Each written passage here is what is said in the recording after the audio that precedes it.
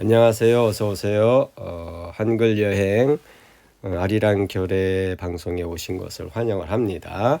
오늘 이 시간에는 훈민정음과 동국정운에 대해서 같이 생각을 해보도록 하겠습니다. 훈민정음은 우리 세종대왕께서 창제하신 글자이시죠. 그래서 저는 우리 세종대왕을 생각해 보면 이분은 오늘날 우리가 생각하는 그 융합적인 사고를 많이 강조하고 있지 않습니까? 개방이 되어 있고 수용과 포용력을 통한 종합적인 사고를 할 수 있는 그런 그 마인드를 우리가 그런 생각들을 강조하고 있는데 우리 세종대왕께서는 그거의 완성자로 저는 그렇게 보고 싶습니다. 이분은 특별히 문자를 완성해 나가시는데 이 근본 정신이 뭐냐? 저는 이렇게 정리합니다. 홍익 인간과 제세이와 사람들을 어떻게 하면 유익하게 할지를 고민을 하셨고, 그리고 이 세상을 어떻게 하면 진리로 함께 나아갈 수 있을까? 그것에 대한 고민의 완성이 바로 저는 이 훈민정음이라고 그렇게 평가를 하고 싶습니다. 따라서 우리가 이제 한글날 하는데 실은 훈민정음의 날이라 이렇게 생각을 하고 그렇게 또한 칭해야 된다고 생각을 합니다. 그리고 이 훈민정음의 제정이 1443년 음력 12월이랍니다. 따라서 이것을 양력으로는 다음에 1441년 1월로 우리가 생각을 해볼 수 있고요. 그렇다고 한다면 훈민정음의 날은 1월 달이 돼야 될 것으로 생각이 돼요. 언어는 우리가 이제 말은 하고 있었죠. 근데 백성들에게 문자가 없었다. 물론 한자가 있었고 이두도 있긴 했지만 그것이 일반 이 백성들에게 이용되는 데는 적지 않은 이제 문제가 많았죠. 그래서 세종대왕께서는 한글을 이제 창제하셨고요. 이 문자를 만드는 창제 원리, 통지에 의한 거기에 보면 육설약이 있고 칠음사성 원리가 있습니다. 이 주곤형, 육설약에 주곤형이 있는데 주곤형은 이런 겁니다. 잠깐만요.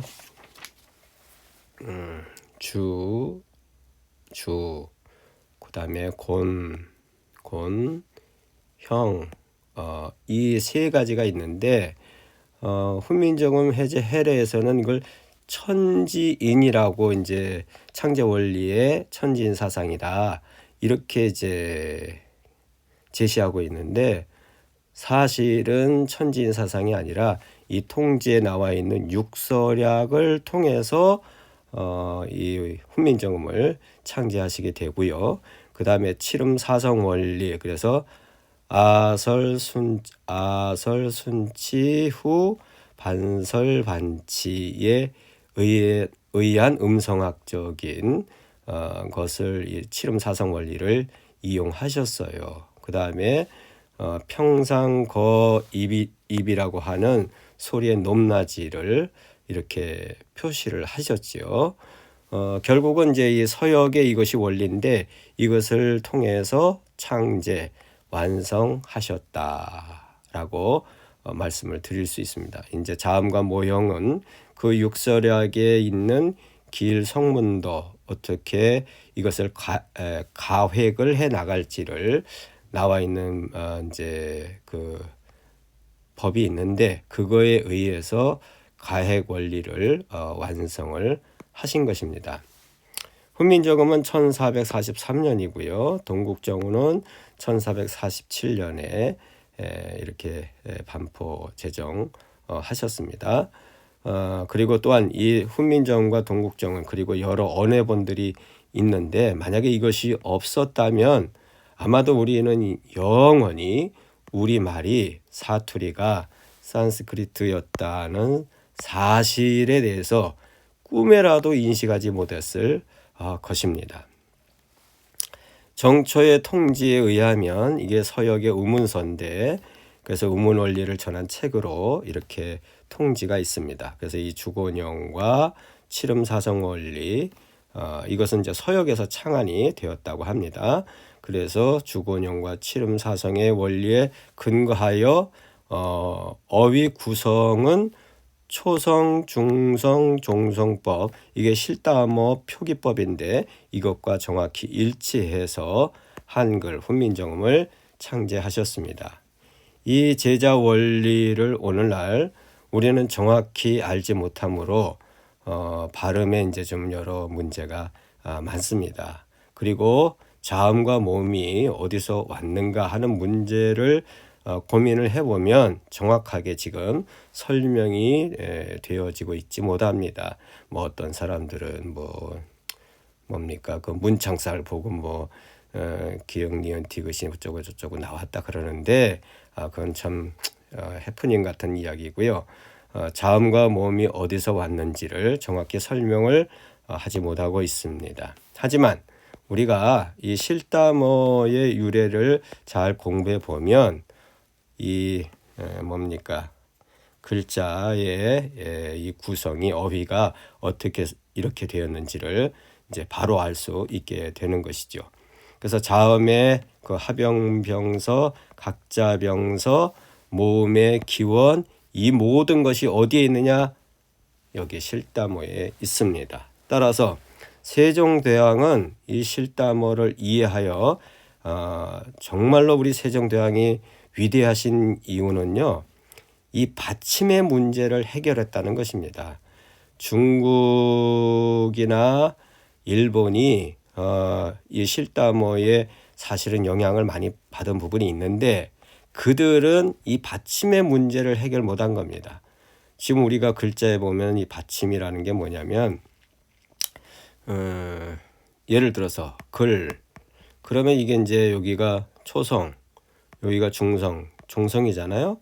그랬을 때 이 받침의 문제 표기법을 해결을 못했는데 세종대왕께서 이것을 해결하신 거죠.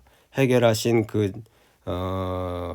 근거는 해결하시는 지혜는 바로 이 실다모를 세종대왕께서 충분하게 이해하고 계셨다는 거죠. 그래서 이 받침 문제가 해결이 된 유일한 그 언어 문자가 되어지게 된 겁니다.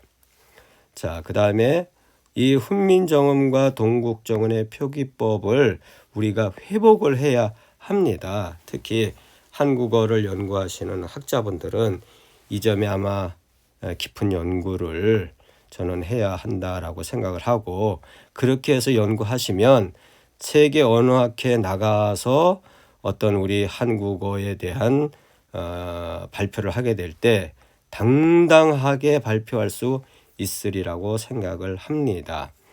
그 다음에 동국정음은 이게 참으로 또 중요한 우리에게 있어 소중한 책인데 이 부분도 한국어 학자들이 관심을 많이 기울여야 될 부분이라고 생각합니다.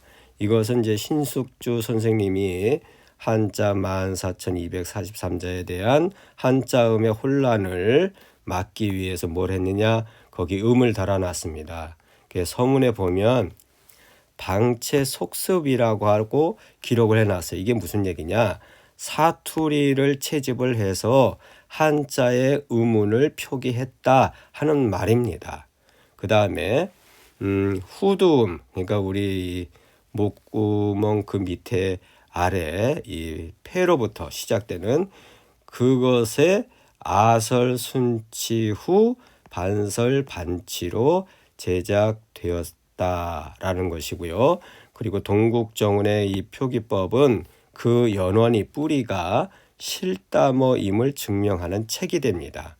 그래서 신숙주 선생님은 이 칠음사성 원리와 육설약의 그 주고형, 이 가액 원리인데 이것을 분명하게 이분도 이해하셨고 그것을 통해서 이 동국정음을 기록 찬술하신 것입니다.